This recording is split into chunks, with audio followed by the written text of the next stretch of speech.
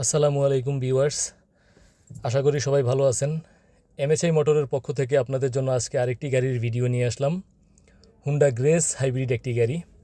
গাড়িটির মডেল ইয়ার হচ্ছে 2019 এবং গাড়িটির রেজিস্ট্রেশন ইয়ার হচ্ছে 2022 এবং গাড়িটির সিসি হচ্ছে 1500। গাড়িটির বর্তমান মাইলেজ আছে 65,184 এবং গাড়িটির বাহিরের বডির কালার হচ্ছে রেড কালার এবং ভিতরের ইন্টেরিয়র হচ্ছে ব্ল্যাক কালার।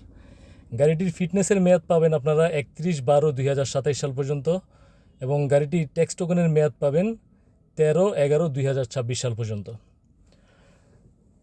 তো প্রতিনিয়তই আমি আমার প্রত্যেকটা ভিডিওতে বলি যে আমাদের গাড়িগুলো আমরা অনেক দেখে দেখে এবং বেছে বেছে কিনি, ওভার ফ্রেশ দেখে কিনি, যাতে আমাদের কাস্টমারদের সাথে বিক্রির পরও সম্পর্কটা আমাদের ভালো থাকে।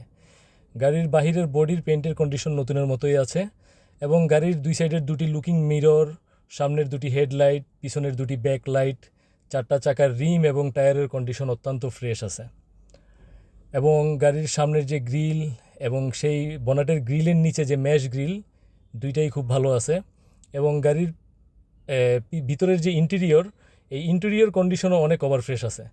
আসলে আমরা যারা এলিয়ন প্রিমিও ইউজ করি, এলিয়ন প্রিমিওর ভিতরে কিন্তু পিছনের সিটে যারা বসে ওইটাতে কিন্তু রেয়ার এসিটা থাকে না, কিন্তু হুন্ডা গ্রেস এই গাড়িটাতে যারা পিছনে বসবে তারাও একটা রেয়ার এসি পাবে।